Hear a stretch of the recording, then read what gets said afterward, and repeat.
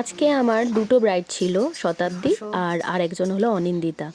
যদিও আমি সেকেন্ড ব্রাইডকে যে সাজাতে হবে তার জাস্ট আগের দিন আমি বুকিংটা পেয়েছি। তো এখন বাজে ভোর 5:30 আর আজকে 10th ডিসেম্বর। আর আমি এত ভোর ভোর বেরিয়ে পড়েছি তার কারণ আমার যে প্রথম ব্রাইড তার আজকে বৃদ্ধি, হলদি আর ব্রাইডাল তিনটে লুকই আমার কাছ থেকে নেওয়ার কথা ছিল। তো ওর যেহেতু আজকে লোকেশন ছিল অনেকটাই দূর, মানে সোনারপুরের আরাপাঁচ, মানে সোনারপুর স্টেশন থেকে আরও 3 কিলোমিটার ভেতরে। তো আমি অমিতের সাথে বেরিয়ে পড়েছি। আমরা প্রায় 1 ঘন্টার মধ্যে সেখানে পৌঁছে গিয়েছিলাম।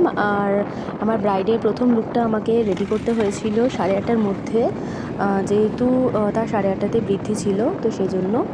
তো ফার্স্টেই আমি গিয়ে তার বৃদ্ধি লুকটা দিই এবং ওর পছন্দ মতোই লুকটা আমি করে দিয়েছিলাম, একদম ন্যাচারাল। তো দেখো তো তোমাদের ওর এই একদম সিম্পল এই লুকটা তো পছন্দ হয়েছে কি না, অবশ্যই তোমরা কমেন্টে জানিও। আর তোমরা সবাই জানো ও আমার 3rd ব্যাচের স্টুডেন্ট, তো আমাদের সবার সেখানে ইনভিটেশন ছিল। তো সেজন্য আমাদের সবার তরফ থেকে ওর জন্য কিছু গিফট ছিল, সেটাই এখনও ওপেনিং করছে। তো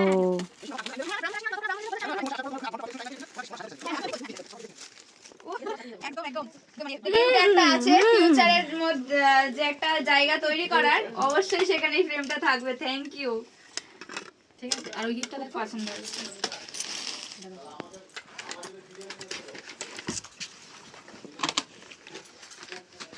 খুব সুন্দর হয়েছে, করে নাও। থ্যাংক ইউ সব দিদিদেরকে। হয়েছে তোমার? আমি আমার আঙুলের মাপে নিয়েছি। একদম একদম। তারপর আমি চলে গিয়েছিলাম ব্রেকফাস্ট করতে, কিন্তু তার আগে আমি যেতেই আমাকে মিষ্টি চা দিয়েছিলেন শতাব্দীর মা। তো তারপর আমি ব্রেকফাস্ট করে আসার পর দেখলাম আমার ব্রাইডের আজকের বৃদ্ধি কমপ্লিট হয়ে গেছে। আর এখন ও শ্যুটের জন্য ফটোগ্রাফার দাদারা এই জায়গাটা চুজ করেছিল। এই জায়গাটা ওদের বাড়ি থেকে অনেকটাই ভেতরে, ওদের বাড়িটা একটু রোড সাইডে আর এটা একটু ভেতর সাইডে। তো জায়গাটা খুবই সুন্দর, সেজন্য আমি একটুখানি ক্যামেরা বন্দি করলাম। আর এখানে একটা বড় মন্দির আছে। আর এই মহারাজ হলেন শতাব্দীর ভাই, মানে আমাদের ব্রাইডের ভাই। ভীষণ ভালো, সারা দিন আমার সাথে গল্প করেছে আর সারাক্ষণ আমার ছেলের কথা, মানে বুটুর কথা জিজ্ঞেস করেছে যে সে কখন আসবে। যাই হোক, আমার বুটুকে নিয়ে আর যাওয়া হয়নি বিয়েতে, কারণ যেহেতু আমার আরও একটা ব্রাইড ছিল সেই জন্য। আর এই ফটোশ্যুটের পর আমরা চলে যাই ভেন্যুতে, যেখানে ওর হলদির রিচুয়ালসগুলো হয়েছিল। আর এখানে আমার একটা অন্য হেয়ারস্টাইল করার কথা ছিল, মেকআপটা অ্যাজ ইট ইজ থাকতো, বাট সেটা সম্ভব হয়নি টাইমের জন্য। তো তারপর সেখান থেকে বাড়ি ফিরে আমরা ওর ব্রাইডাল লুকটা দিই। এটা ছিল ওর ফাইনাল লুক। ওর হলদি শেষ হতে এবং বাড়ি ফিরতে লেট হয়ে গিয়েছিল, তো সেজন্য আমরা টাইমটা কম পেয়েছি। টাইমটা একটু বেশি পেলে হয়তো লুকটা আরও বেটার হতো।